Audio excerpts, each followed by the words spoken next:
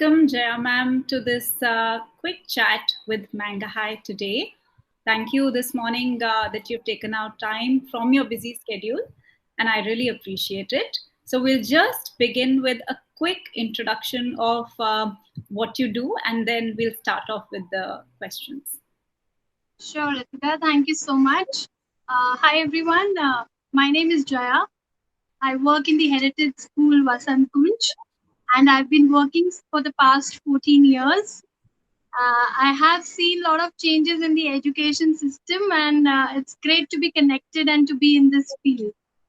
Super. And you're part of the maths department at Heritage. Yes, I teach maths to grade 4 presently, and we have been exploring online resources like Manga and other things. So it's been great. It's been a great experience. Lovely. So today we're having this informal discussion just to understand how the last 3 or 4 months have impacted what you do and how you're coping with it. So my first question to you is, in this pandemic, how has your new normal changed? How are you coping with it? Okay. So yes, a lot of things have changed for everyone. So I'll start with my school timings. So earlier the school timings used to be from 7:45 to say 4 o'clock. But now, like after the pandemic, it's like from morning 8 o'clock till it's like endless. Yeah. So it just goes on. And part of my house then represents my workspace, which was not there earlier. So all my resources and everything is stacked there. Then, of course, earlier I used to use mobile data. Now we have the Wi-Fi connection, and getting trained into this new field has been a very great learning experience. So that's how my life has changed. Yeah, no, I can imagine. I mean, so much changed overnight. And as individuals, as parents, as teachers, we had no clue that this would be something that we'll land ourselves in. Absolutely. I mean, totally unaware of this. Yeah. So, coming from that perspective, how well prepared do you think schools were, for something like this? And specifically, your school, Heritage School, is known for doing things a little differently and having a lot of systems in place. So, I wanted to understand from you, in case you felt that there was already some level of preparedness at your school or even in other schools. What's your feedback from the teaching community in other schools as well? Okay, if I start from general, I mean, schools in India, I don't think we were prepared at all. I mean, we were totally unaware of this virtual system of education also. Right. And there are many schools in India which are not even so tech savvy. I mean, they have teachers and staff, and their working system is such that they don't use gadgets so much. But if I talk about our school, yes, we are using a lot of technology. We are using a lot of online resources. We were using it earlier as well. And there was a lot of work which we used to do using gadgets, a lot of meaningful work. But yes, we were not prepared for this virtual sessions at all. But one great thing about that is that when our school had actually predicted that, when the situation was like the schools are going to close down, so our school very proactively, we started with the process of taking up this virtual classes, and our session was also starting on the 18th of March. Right. So our session starts in March. A little So early. it was just round the corner, and all was, there were news that schools will shut down, everything is going to shut down. But the school very proactively, without waiting for any further information coming up, the school started the training program for teachers. We had a lot of rigorous training throughout the day, how to go about it. Then we explored a number of virtual platforms and decided which one to take up. So it was a lot of, a lot of teething problems also came in the beginning. But I think we overcame it, and we started the session right on time on 18th of March itself on the virtual platform, which was a big achievement. Wow. So Yeah, that means that there was a huge contribution from your senior leadership, also from the IT department, I assume, because yes, you would have had to get a lot of resources up and running in time for you to start your session as planned. exactly. So a lot of support we got from the school system, from our seniors, from the IT department, and though there were a lot of issues in the beginning, but Hmm. then we started on time, and then with time, now we feel that we are quite settled. Yeah. I can Yeah. say that. Yes. So schools must In be fact, back. most of the schools in India, if I talk about in Delhi at least, the ones that I know, they started their virtual platform from July onwards. If I say Right. Yeah. earlier, they were only using Zoom, Yeah. so which is like a video session. But then taking up a virtual platform basically started from July onwards. So if Hmm. I compare it to that, our school very proactively started the process. So when you talk about virtual platform, what do you mean? Is it something different from your regular Zoom or any other conferencing calls? Yeah, so we are working on Google Classroom. So Okay. it's like a classroom wherein children come together, Hmm. and it's a space where everybody collectively also comes, and individually or privately also I can talk and give feedback to a child. Okay. So, Interesting. so Yeah. some schools are like using Microsoft Teams. So there are various platforms. Right, right, right.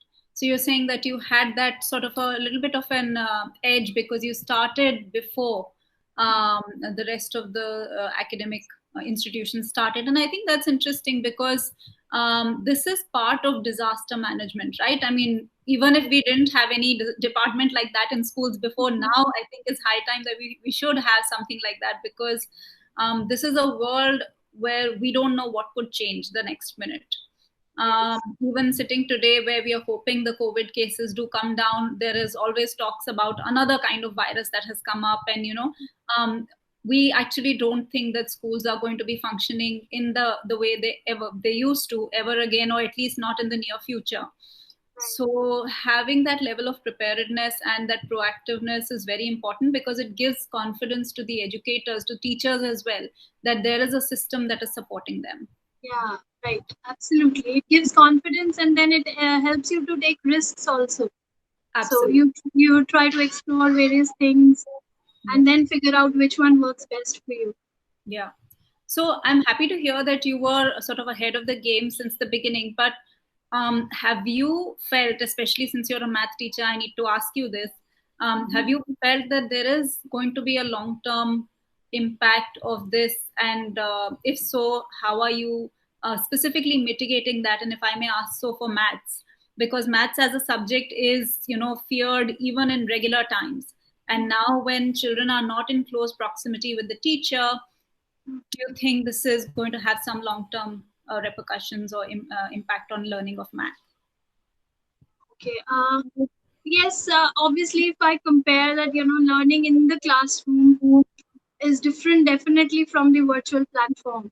Right. In a classroom you take a concept, you tell the children, they experience it through various activities, and there is not only an activity or a concept there or a concrete material there, but there is a lot more, the discussions that happen, and Mm. then when we build on those discussions, uh, that's kind of, I would not say that it stopped completely, but then yes, it is affected.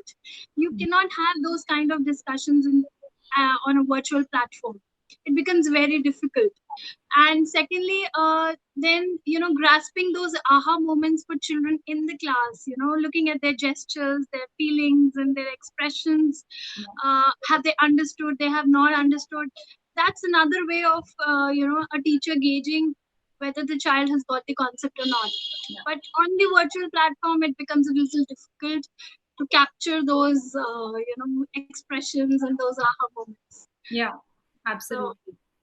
yes, definitely it's different. But if I talk about maths, yes, on a virtual platform also, we have taken a number of online resources which we were unaware earlier also. So, like there are a lot of online quizzes that come up, then Google Forms. Children enjoy a lot of MCQ questions. Mhm. Then Manga High has a lot of games on it, which children simply love it. Yeah. So we're trying to, reduce that gap that's there. Yeah. Let's see, we're Yeah. trying our best. Yeah, it's going to be a gradual process, but I definitely do feel that if schools do give specific focus on maths, it will help us mitigate a lot of those issues that might arise in terms of fear of the subject increasing because of the gap increasing in terms of remediation and things like that.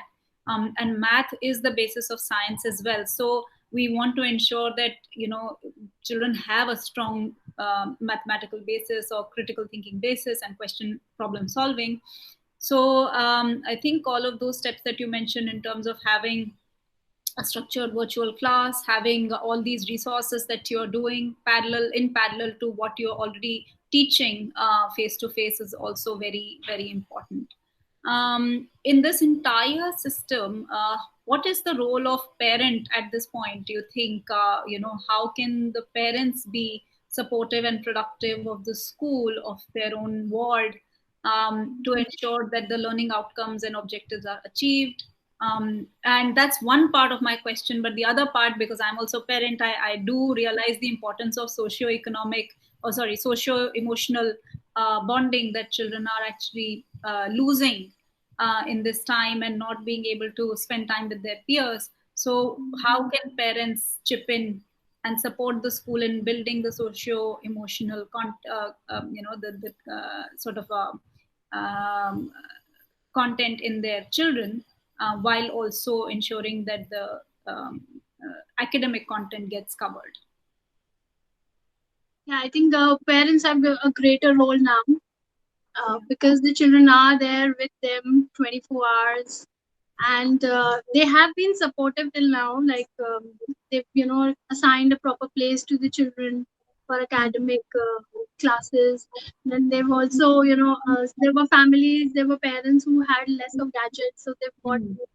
another gadget also, Wi-Fi connection and all. That's been supportive.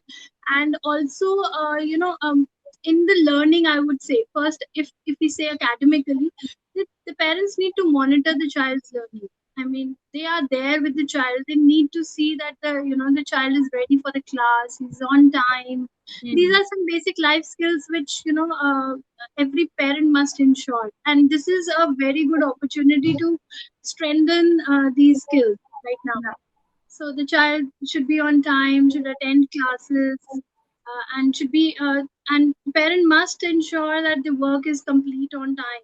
There are children who just fall apart because they lose that content in between, and then the gap keeps increasing. So parent has a bigger role. And apart from academic, it's totally the parents responsibility to provide emotional and moral support to the child. Here, Mm. children have different moods, Yeah. and this is the time which is very, very difficult for the children. Very Mm. difficult for the children because they are not going out. It's Yeah. their need to meet their peers, to talk to them, to play around with them, and that need is not getting fulfilled right. Mm. So it's a parent's role to make those children resilient. How do they bounce back? They have to fight the situation somehow, and having a growth mindset that yes, things will be better. They will meet their friends, and they if they have that growth mindset approach, I think they'll just overcome every problem, be it Yeah. emotionally or be it academically. And secondly, I think the parents must definitely arrange some kind of time wherein they can involve with their child, play with their child, involve in some physical activity, so that that bonding between the child and the parent is there, Yeah. and that need that they have of playing with their friends Mm. somehow gets a little Compensation. more compensated with their parents. So Yeah, that's it's how not easy. I mean, as a parent, I'm sure we're all in the same boat, struggling to make sense of how to, compartmentalize our day because there are so many competing priorities. And of course, our children are our number one priority. But I love what you said about growth mindset and about resilience. At Manga High, we also believe that growth mindset is the key to ensuring success in, honestly anything, but specifically we say maths. But if you look at it, the ability or the thought that I can go on and I can persevere is literally the skill that we need and our children need. And what I have found very useful in this challenging time is to actually consciously choose growth mindset and consciously choose resilience, even when the days are not, smooth and easy. And I communicate that with to my child. Like, I would tell them that I'm having a rough day. It's been, these are the things that have not gone well with me, and I'm trying to sort of come over it and then start a fresh day. And that communication makes it easier for me to open up and be vulnerable, because only if I'm vulnerable will I show that, it's a process. Resilience is a process. It's not like a skill that you're born with. Yeah. So as a parent, I found that really interesting. And with Manga High, the idea of games, the whole reason why we made games in Manga High was we felt that maths needs grit and perseverance. It needs resilience, and to do well in in maths, you need all of these skills. And the same is true for games, whether it's an offline game, as children that we play, or anything online. Unless you have perseverance, you will not move ahead in the game. So that's the kind of mindset that we want to build, because honestly, from my perspective, I've been working with maths programs for the last 10 years almost now. I don't think I've ever thought that I want to associate success in maths as, grades or marks that the children have gotten. My idea of a successful child in maths would be somebody who's absolutely confident and say, I'm a maths person. I can do problems. It's okay. I will struggle with problems. And that mindset is what we are looking to build as well.